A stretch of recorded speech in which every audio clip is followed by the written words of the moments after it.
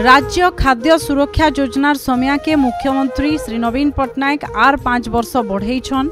सूचना जे राज्य खाद्य सुरक्षा योजना ने राज्यर 3,14,923 परिवार 9,97,055 जन लोक सामिल होइछन। से माने माहलिया ने मासके 5 केजी लेखन चाउल पाउछन। योजनार समय के आर 5 वर्ष बढ़वार लगी हिताधिकारी माने 2024 जनवरी 1 ठानु 2028 डिसेम्बर 31 तारीख तक की सुविधा पाइबे। इथिलागी राज्य सरकार वर्ष के 250 कोटी टंका हिसाब से 5 वर्ष से 1250 कोटी टंका निजर पांठिनु खर्चा करबे। राय जे जणे भी गरीब लोग जनता खाद्य सुरक्षा नु छाड़ी नहीं हबा सेथिर लगी ध्यान देबार के मुख्यमंत्री निर्देश देछन।